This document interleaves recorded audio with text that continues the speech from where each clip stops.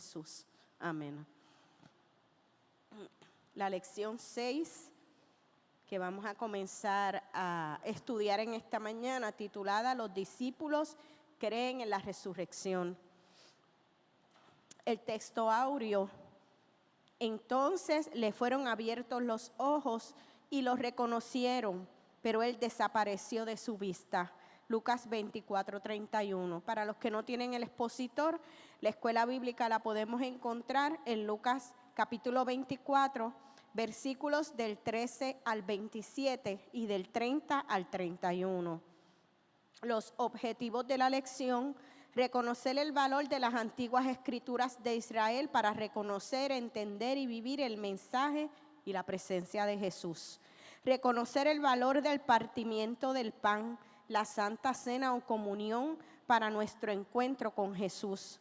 Reconocer a Jesús como nuestro acompañante en el camino y tomarle como guía en nuestro caminar. El vocabulario: estadio. Según lo que nos está diciendo el autor y nos está explicando, esta palabra tiene dos sentidos. Uno es una medida de distancia que se utilizaba en la época histórica en que se escribió la Biblia, que ya hoy en día no se utiliza. Y otra es el lugar donde se efectuaban carreras, competencias, donde lamentablemente también se presentaban las peleas de gladiadores, donde se exponían a los esclavos a morir, ya sea por los gladiadores o por otros animales. Eso es estadio. Forastero.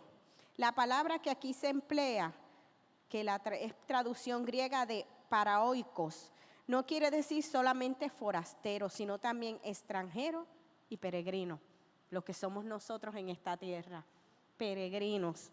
En una sociedad donde había pocas facilidades y frecuentemente poca seguridad para los transeúntes, la Biblia repetidamente los incluye junto a las viudas, los huérfanos y los pobres, entre aquellos por quienes se ha de tomar cuidado especial. Eso es lo que harán los discípulos con este forastero desconocido.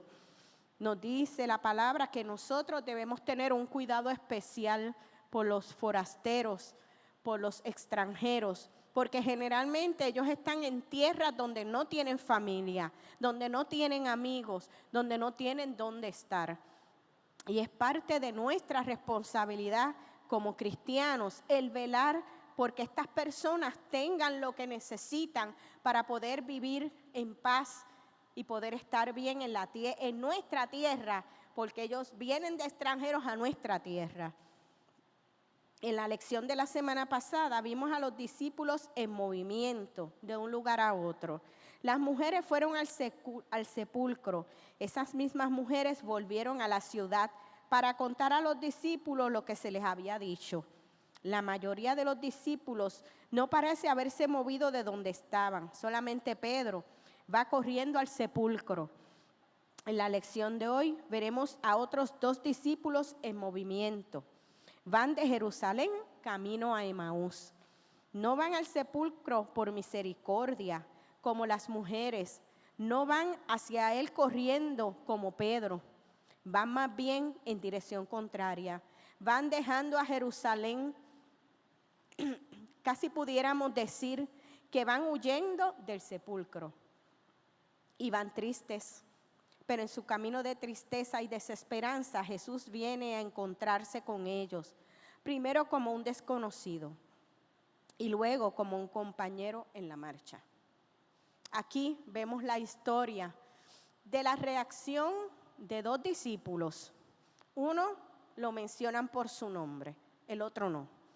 Y estos dos discípulos que se enteraron, que vivieron todo el proceso del apresamiento, del juicio, de la crucifixión y de la resurrección, van huyendo, salen de Jerusalén y van camino a Emaús, que es una ciudad cercana a Jerusalén, porque ellos en ese momento no tenían o no aceptaron el conocimiento que recibieron, la información que recibieron de las mujeres, de que Jesús había resucitado.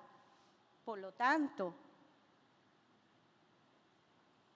ellos van tristes, van cabizbajos, van hablando entre ellos, pensando y comentando, caramba, este que era nuestro líder, nosotros que pusimos tanta confianza en él, que él iba a ser el libertador, el Mesías, el que estaba señalado para liberarnos del yugo del pueblo romano, está muerto. Todas nuestras esperanzas se fueron al zafacón, porque era lo que ellos sentían y pensaban en ese momento. Y ellos se van caminando a esta ciudad que queda como a un día de camino de Jerusalén. Y se les une un forastero, una persona que ellos no conocen o que no reconocen, porque sí la conocen, pero no la reconocen. Y esta persona se le acerca y les pregunta, ¿por qué están tan tristes? ¿Qué fue lo que pasó? Y esto es lo que da comienzo a la historia que vamos a estudiar en la mañana de hoy. ¿Alguien, por favor, podría leerme el versículo 13 de Lucas 24? No sé si...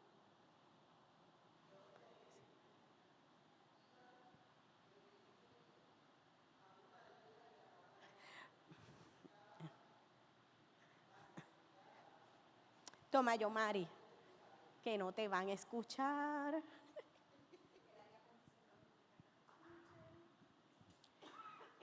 Dos de ellos iban el mismo día a una aldea llamada Emaús, que estaba a 60 estadios de Jerusalén. Esos 60 estadios, según nos explica el autor, es una caminata de un día. Ellos caminaban mucho más que nosotros, obviamente, porque era su único medio de transporte. Por lo tanto, nosotros si nos dicen 60 estadios, nos tardaríamos como 3 días y cuidado.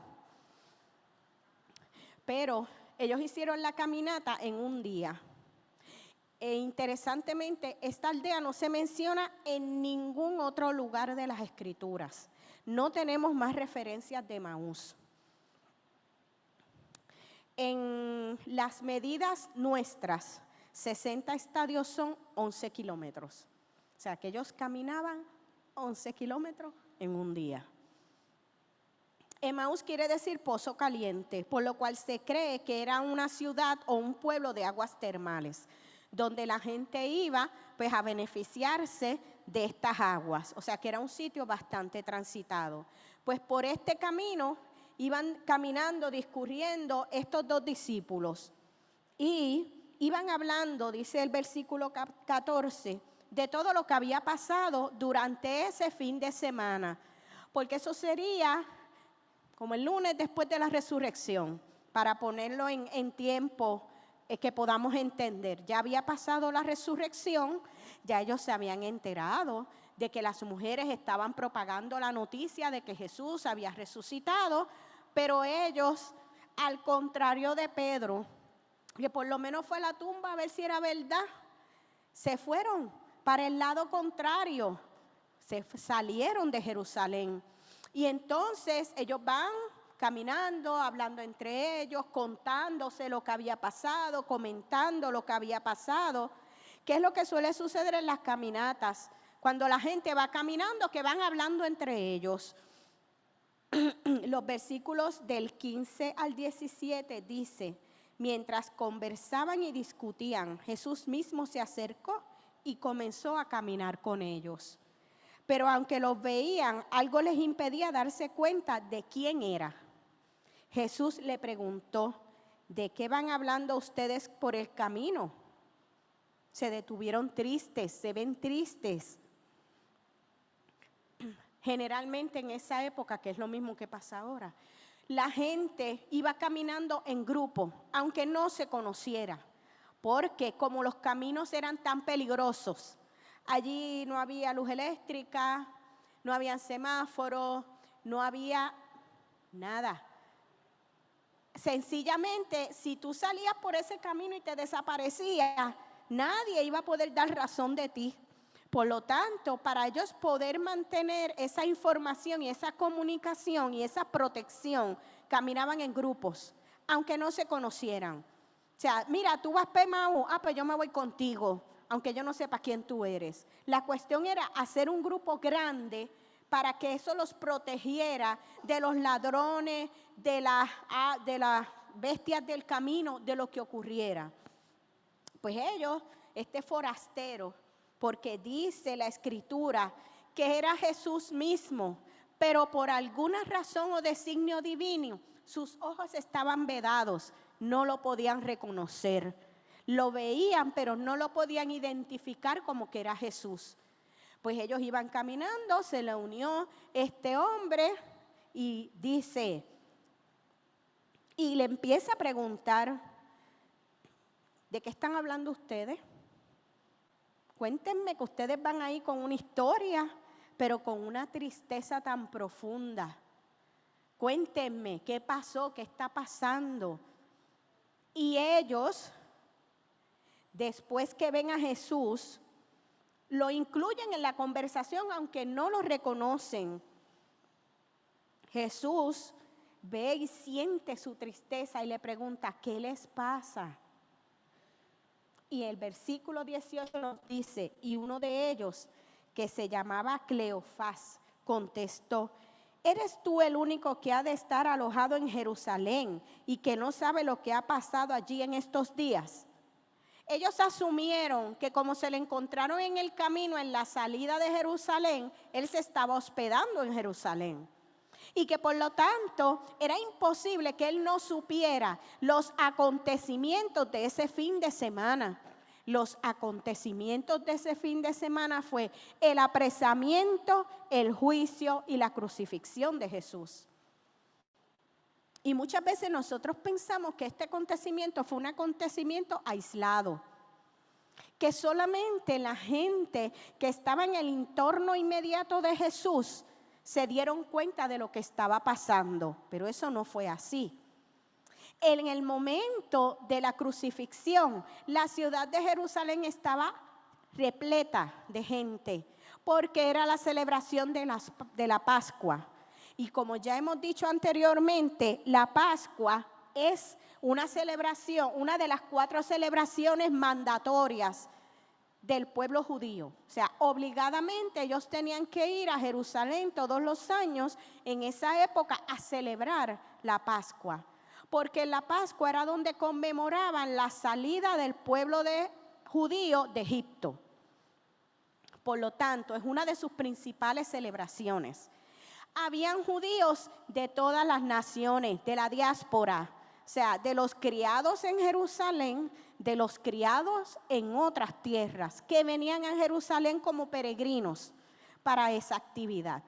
Por lo tanto, el hecho del apresamiento, el juicio y la crucifixión de Jesús no fue un hecho aislado. Fue un hecho conocido, que se siguió regando de boca en boca, porque estaban apresando, estaban juzgando y crucificando a un líder profeta que había provocado mucho alboroto durante 3 años y medio, donde habían unas altas expectativas del pueblo de que él iba a cumplir unas promesas que el Señor había hecho a través de muchos siglos al pueblo de Israel. Por lo tanto, no fue un hecho aislado ni un hecho escondido. Y estos caminantes se sorprenden que Jesús le pregunte, ¿qué pasó? Que él no supiera. Entonces, se menciona el nombre de un discípulo, pero no hay otra mención en las Escrituras de Cleofás. Se cree que es el esposo de una de las Marías que caminaba con Jesús. Había una María que su esposo se llamaba Cleofás, que era una de las mujeres que ayudaba a Jesús, que lo cuidaba, que le proveía alimento durante todo este tiempo que él estuvo predicando y ministrando y llevando la palabra. Parece ser que el juicio y la crucifixión de Jesús fue un asunto público que trascendió el límite de la ciudad de Jerusalén. por lo cual todos los habitantes de la ciudad debían conocer el hecho. Esa fue la comidilla de ese fin de semana, ese fue el chisme de ese fin de semana. Pensaban los discípulos que Jesús era forastero, porque parecía no conocer lo que les había pasado. Jesús, obviamente, sabe lo que pasó, porque fue quien lo sufrió. Pero Él le pregunta a ellos, porque yo me debo suponer que Él debe estar extrañado, porque ellos están tristes y yo estoy aquí. Yo resucité, yo cumplí las escrituras, estoy aquí. Y sin embargo, mis discípulos, a quienes yo durante 3 años y medio preparé para este momento, están tristes, están muy tristes. El versículo 19 nos dice, Jesús le preguntó, ¿qué ha pasado? Los discípulos le dijeron, lo de Jesús de Nazaret, que era un profeta poderoso en hechos y en palabra delante de Dios y de todo el pueblo. Los discípulos le contaron a quién le había acontecido y pusieron a Dios como testigo de su poder. Ellos le dicen a Jesús, es que mira, aquí le pasó algo a este gran profeta. Este profeta que delante de Dios era muy poderoso y que hacía mucha obra. Y mira lo que le pasó en el versículo 20. Y como los jefes de los sacerdotes y nuestras autoridades lo entregaron para que lo condenaran a muerte y lo crucificaran. Los discípulos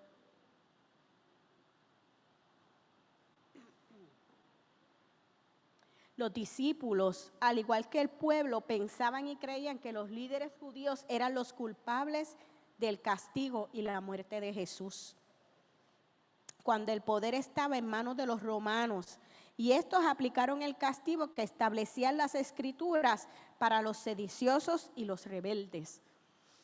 Desde ese momento en adelante, a través de la historia, siempre se ha pensado que los líderes judíos fueron los culpables del juicio y de la crucifixión de Jesús.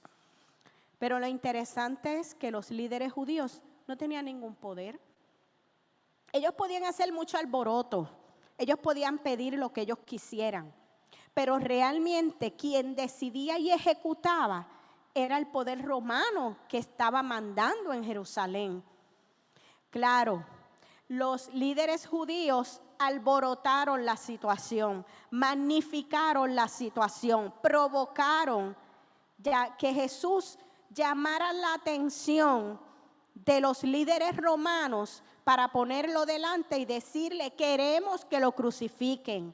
Pero la decisión final la tomó el líder romano que estaba en ese momento.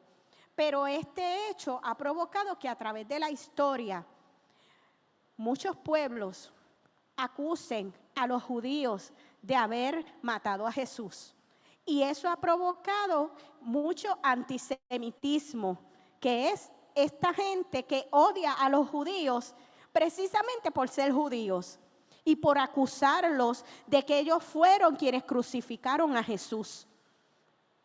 Y eso ha sido tan y tan y tan fuerte y ha arraigado tan profundamente en la cultura mundial, que eso ha provocado que a través de los siglos los judíos hayan sido sacrificados y diezmados de muchas maneras. A través de la Inquisición en el siglo XV, a través de la Segunda Guerra Mundial, que murieron 6 millones de judíos en los campos de concentración. Y es por esta creencia de que los judíos fueron los que mataron a Jesús.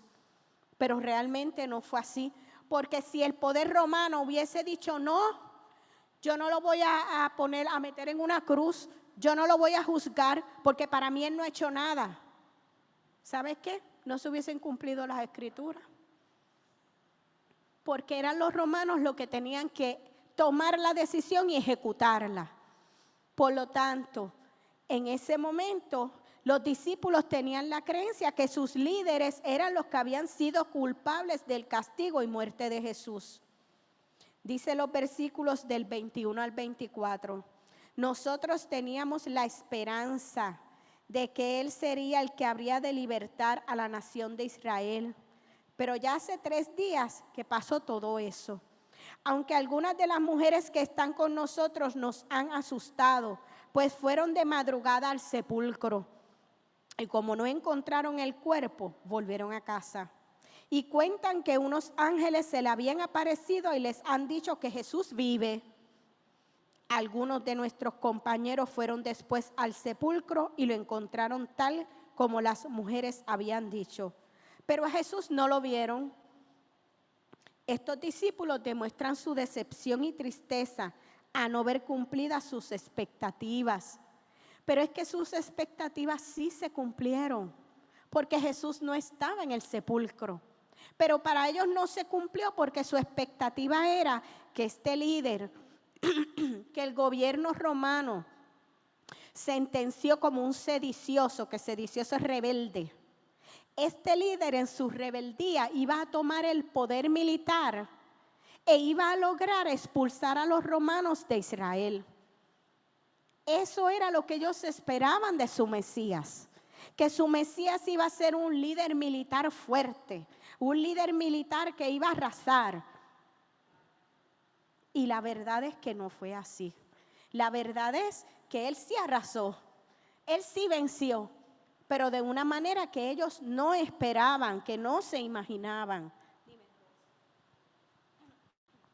Que ellos esperaban un líder con espadas, como eran los romanos, igualito a ellos, a matar, a destruir lo que hubiera por medio y todo el mundo con espada, pero no fue así. Ellos estaban aturdidos, estaban desesperanzados porque eso no fue lo que, o sea, no se recordaron de las escrituras, no se acordaron de todo lo que fue el ministerio de Jesús en eso, ¿verdad?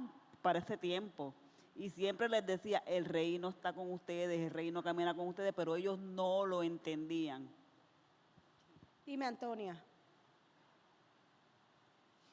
No, que yo me quedo pensando en que usted estaba hablando en eso de, es que había algo, había algo que se estaba, había algo que se estaba cuando era de una confusión extrema, porque cuando usted dijo que iban caminando y que los ojos estaban velados y que eso, esa gente estaba ida completamente. De verdad, estaban idas en todo el sentido de la palabra. Sí.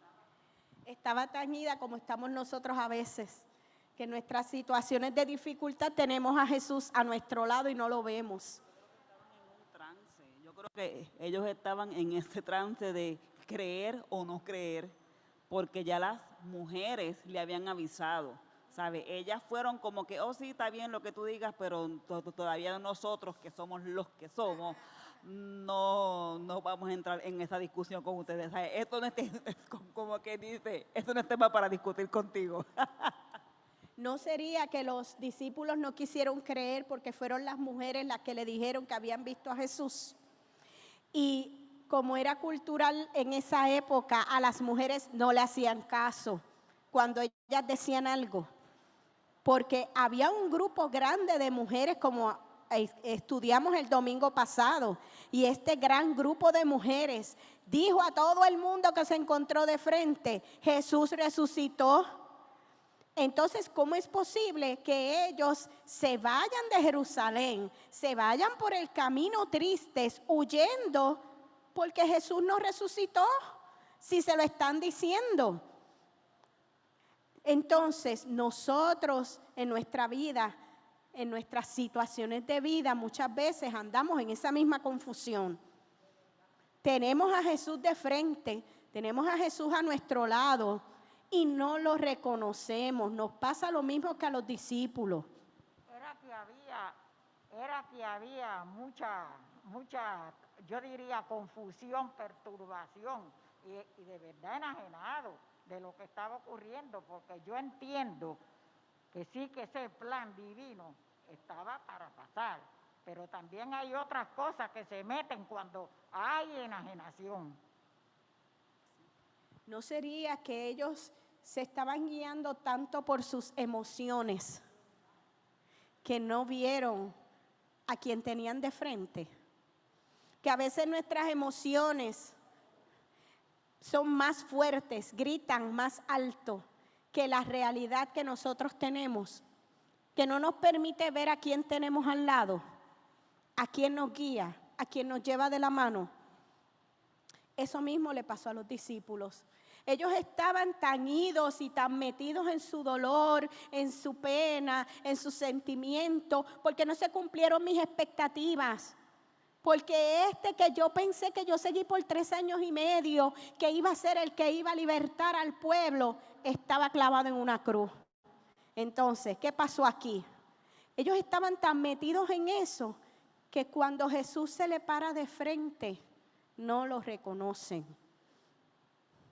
No reconocen a su maestro, con el que vivieron, compartieron y sufrieron por 3 años y medio.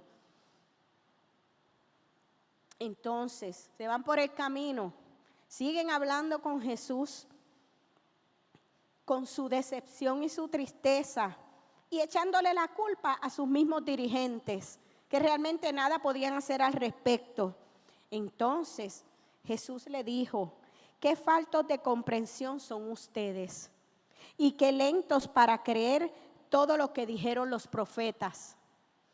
¿Acaso no tenía que sufrir el Mesías estas cosas antes de ser glorificado? Luego se puso a explicarle todos los pasajes de las Escrituras que hablaban de él, comenzando por los libros de Moisés y siguiendo por todos los libros de los profetas. Jesús les hace un recuento de todas las profecías y promesas que hay sobre el Mesías en las Escrituras, recordándoles que todo esto ya estaba escrito y se cumpliría glorificando a Dios. O sea, que ese forastero que ellos no reconocían, que todavía no reconocían, le hace un recuento de su propia vida. Le hace un recuento de todas las profecías desde Génesis hasta llegar al final del Antiguo Testamento. De él mismo, de lo que iba a pasar, de cómo le iba a pasar, de cuándo le iba a pasar y de lo que ocurriría posterior a la crucifixión. Para que entonces ellos comenzaran a salir de esas nubes de sentimiento, de sentimentalismo que tenían, de tristeza, y empezaran a ver la realidad de que el Señor estaba frente a ellos cumpliendo las promesas que se habían hecho. ¿Cuántas promesas hay en toda la Escritura sobre la resurrección de Jesús? Muchas. Creo que son como 360. Una para cada día del año. Y Él se las contó todas. Él se las señaló todas. Y todavía no lo reconocían. No, porque es que estoy con la mente puesta, que es que en el revolú. Estoy con la mente puesta, que es que voy a usar esa palabra, es que en el revolú la gente se vuelve así envuelta y no se da cuenta de nada, porque es como cuando alguien tiene un accidente que veo yo en la carretera y algo, y todo el mundo gritando y todo el mundo de eso, y a veces dejan del accidente, lo dejan, de verdad. Eso mismo. Vemos el accidente y nos volvemos locos gritando y no nos preocupamos por el que está en el piso. Amada, que según leemos las Escrituras, ¿verdad? Y es un mandato del Señor, escudriñar las Escrituras, pues dan testimonio de Él, de quién es Jesús. Eso nos manda para aprender quién es Jesús.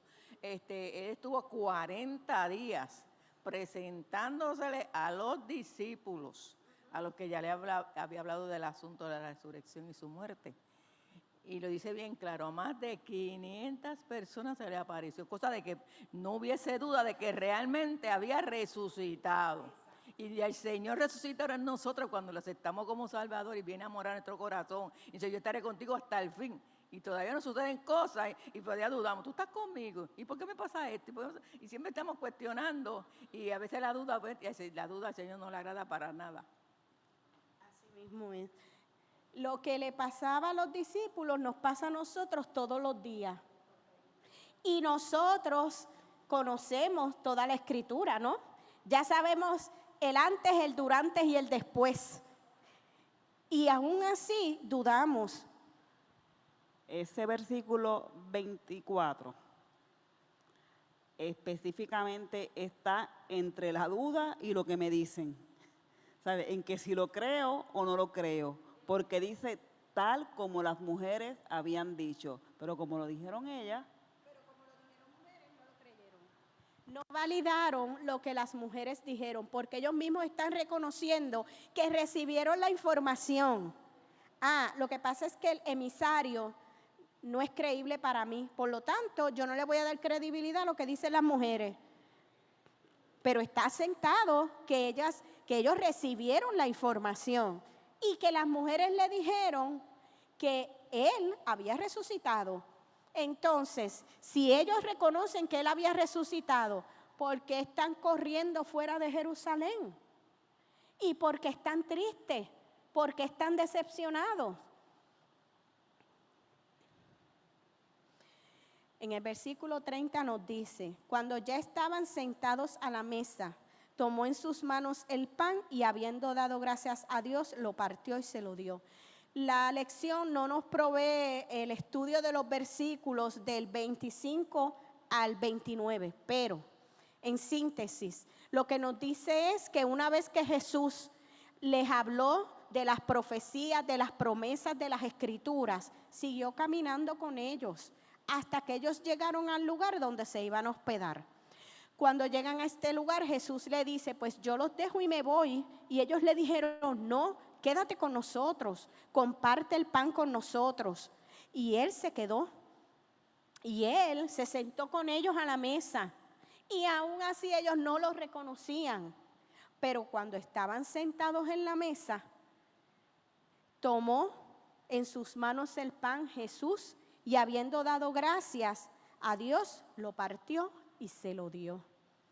Hizo lo mismo que hizo con sus discípulos la noche de la Santa Cena, la última noche que pasó con ellos.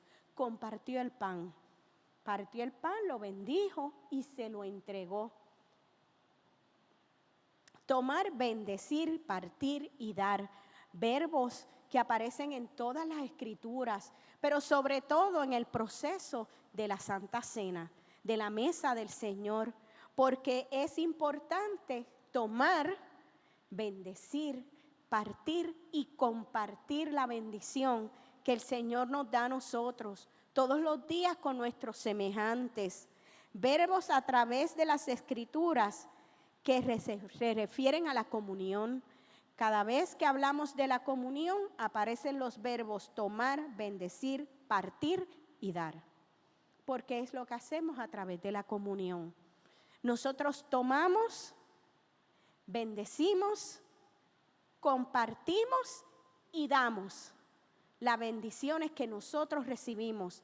Y lo hacemos cada vez que nosotros compartimos lo que el Señor nos ha dado a nosotros con nuestros semejantes.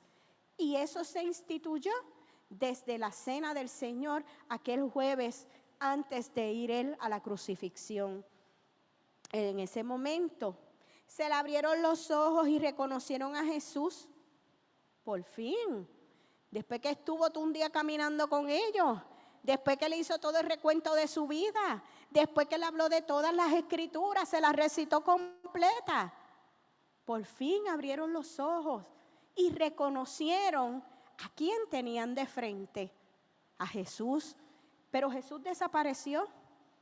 Dice la Escritura que una vez que ellos le fueron abiertos los ojos y los reconocieron, Él desapareció.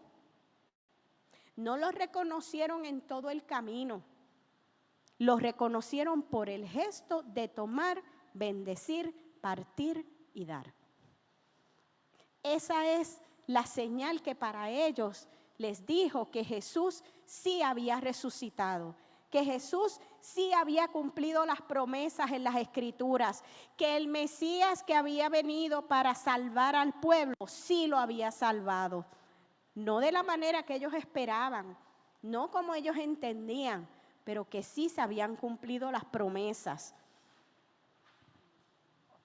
O sea, que cayeron en sí, como si hubieran estado con algo relacionado como en términos de conciencia. Exacto. En términos de conciencia, Se le porque quitó la estaban, nublazón ajá, del sentimentalismo, ajá, de la tristeza, de la ca- depresión, cay- todo eso se le quitó. cayeron en sí, estaban sumamente, se concentraron, estaban concentrados en lo que estaban viendo, en lo que estaban, en la realidad de realidad.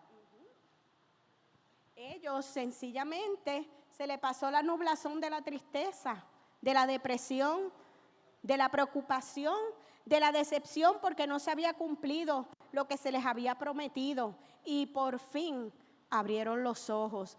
Pero ese abrir de ojos no fueron los ojos físicos, porque ellos no estaban ciegos, ellos no tenían los ojos vendados, abrieron sus ojos espirituales para ellos poder ver al Maestro, a su Salvador. También abrieron el corazón, porque estaban cegados espiritualmente, pero su corazón no creía, y si su corazón no cree, pues ellos aún viendo, pero su corazón se le fue abierto y sus ojos espirituales, como tú mencionas, también. En ese momento que Jesús tomó, dio, partió, ellos abrieron su espíritu para ellos recibir y entender que tenían a su Salvador delante de ellos y que lo habían tenido todo el día con ellos, compartiendo con ellos, caminando con ellos. Y dice la otra parte de la historia que tampoco aparece aquí, que estos discípulos dejaron de huir, dieron media vuelta y volvieron a Jerusalén a compartir la gran noticia de la resurrección de su Señor, de su Dios, de su Salvador, de su Maestro. Ellos hicieron lo mismo que hicieron las mujeres, que no le quisieron creer, pero terminaron haciendo lo mismo, compartiendo la buena nueva de salvación con todos los que se encontraron de frente, porque fueron donde los discípulos que no se habían ido de Jerusalén, pero que estaban escondidos, y le dijeron: hemos visto al Maestro, hemos visto a nuestro Señor, hemos visto a nuestro Salvador. Sí resucitó, como dijeron las mujeres, sí, está aquí. ¿Qué es lo que nos pasa a nosotros muchas veces? Que necesitamos que alguien se nos pare de frente y nos diga: en nuestras situaciones de vida, el Señor está aquí. El Señor está con nosotros. El Señor nos acompaña, Él nos guía, Él nos lleva, Él nos protege, porque Él lo prometió y Él cumple lo que promete. Pero esto pasa, que atrayéndolo aquí, acá, actualizándolo, esto me viene a la mente cuando una persona está como lo que se llama en cierta oscuridad espiritual, tiene el encuentro con Jesús Salvador, y esa persona es otra, cambia, y eso está gozosa y todo, ¿sí? Ahí está como, pues, que ha reconocido el Dios de su salvación y lo vive predicando, lo vive haciendo la obra, lo vive en la misión, lo vive, como dice usted, que dice la Santa Cena allí, para dar, para servir, porque tiene que fluir, tiene que fluir, sí, fluir. Esto es parte del retrato de lo que ocurrió en la resurrección en los primeros 40 días. Amén. Me estoy acordando de Tomás, cuando él primero se le presentó a los discípulos allí, él no estaba. Y se lo contaron y dice: muchachos, si yo no lo veo y meto mi dedo ahí en el costado, no creo. Cuando llegó la segunda vez que lo visto, entonces estaba Tomás. ¿Y de qué le dijo? Bienaventurados los que creerán sin haberme visto. Y nosotros somos de eso, de los que hemos creído sin haber visto a Jesús. pero creemos a sus promesas que dice que los que creen en Él, el Espíritu Santo viene a morar. Y eso es palpable y se siente. Gloria al Señor. Así mismo es. Nosotros somos bienaventurados porque nosotros creemos sin ver. Nosotros no vimos a Jesús. Nosotros no caminamos con Jesús. Nosotros no sufrimos con Jesús. Nosotros recibimos la bendición de su resurrección. Y los discípulos comenzaron a recibirla en el momento en que abrieron sus ojos espirituales a entender que Jesús sí estaba, que Jesús había cumplido sus promesas, que Él no los había decepcionado. Y esto es parte del retrato de cómo la gente aceptó la resurrección en los primeros tiempos, porque este es parte del relato de los primeros 40 días de la resurrección, porque la resurrección no fue un hecho aislado de un minuto ni de un día. La resurrección es un acontecimiento que todavía hoy, a 2000 años y pico de haber ocurrido, la estamos celebrando.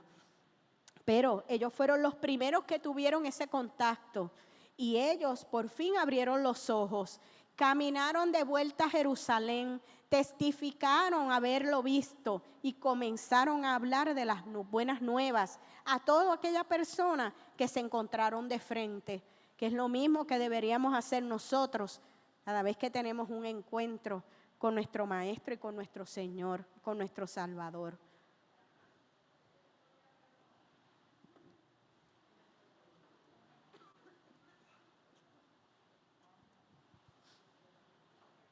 Amada, que estoy dando gloria a Dios por eso, porque nosotros somos ahora los testigos del Señor, ¿verdad?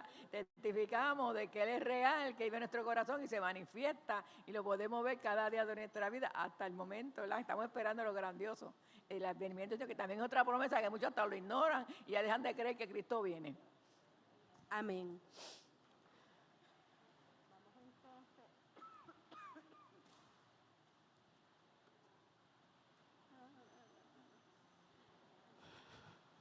La historia de aquellos discípulos que van desanimados, camino a Emaús, es también nuestra historia. Tenemos sobradas razones para sentirnos tristes y decepcionados, problemas personales, desacuerdos en la iglesia, pandemias, guerras, politiquerías sucias, crimen, odio, injusticias y cualquier otra razón que usted pueda añadir ahí.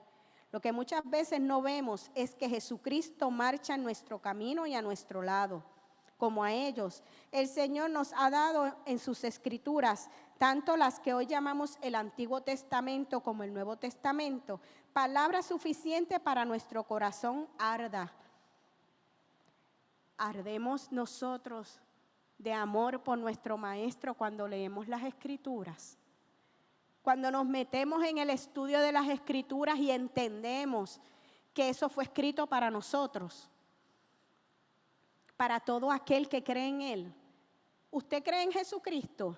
¿Usted cree en la resurrección? Pues esto fue escrito para usted. Y usted está aquí esta mañana porque fue convocado para recibir la buena nueva de la resurrección de Cristo y de lo que eso significa para nuestras vidas, que no fue un hecho aislado de hace 2000 años atrás, que es algo que nos acompaña todos los días de nuestra vida y que nos va a acompañar hasta que vayamos a la presencia de nuestro Señor o Él venga por nosotros. Es lo que nos sostiene. Esta es la razón de existir de la iglesia, el llevar la palabra de salvación a otros a través de la resurrección de Cristo. Como en aquel caso, con demasiada frecuencia no vemos al Señor que camina a nuestro lado.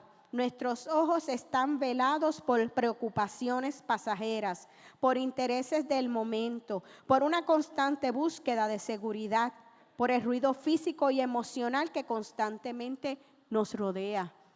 Nosotros estamos en una situación donde tenemos mucha invasión de ruido auditivo, de ruido visual, mucho internet, muchas pantallas, mucho que nos distrae.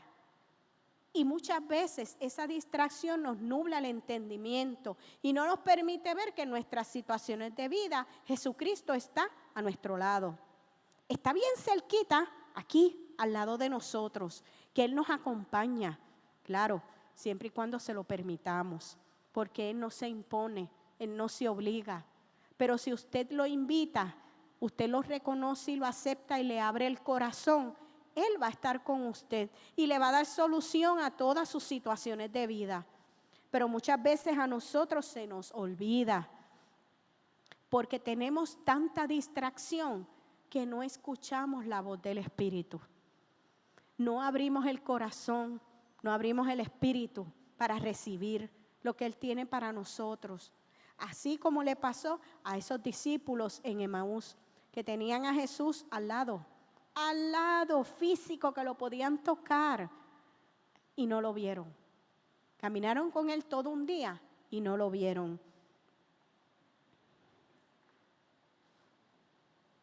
En medio de nuestra ceguera, ese Señor del camino nos ha dado, entre otros, 2 fuertes recursos, 2 medios por los que viene a nuestro encuentro y se manifiesta en nuestro camino: las Escrituras y el partimiento del pan. Unos lo llaman la cena, otros lo llaman la Santa Cena, otros la comunión, que Él tiene con nosotros y nosotras. Cuando esto sucede y lo reconocemos, eso mismo interrumpe nuestros caminos y le da un nuevo curso. Cuando usted reconoce a través de las Escrituras, del estudio de las Escrituras, a través de la oración, a través del ayuno, a través de establecer una relación profunda con el Señor, que Él está aquí, que Él está en su casa, que Él está en su vida, que Él está en su corazón, entonces usted lo va a reconocer y su vida va a cambiar, su vida va a ser diferente. No es que su situación de vida cambie, tal vez sí, tal vez no. Tal vez tenga los mismos problemas, pero no es lo mismo ver un problema desde la perspectiva humana a verlo desde la perspectiva del cielo. Cuando usted ve sus problemas desde la perspectiva del cielo, pierden importancia, porque lo del cielo es más importante. Y eso era lo que Jesús estaba enseñándole a sus discípulos y lo que nosotros aprendemos todos los días. Por lo tanto, ¿creemos en la resurrección? Hoy es un buen día para hacer una introspección y ver realmente si nosotros creemos en la resurrección o si todavía estamos como los discípulos de Emaús, buscando lo que tenemos al lado. Si alguien quiere decir algo más, añadir algo más, si no, nos ponemos en pie para leer entonces la oración final.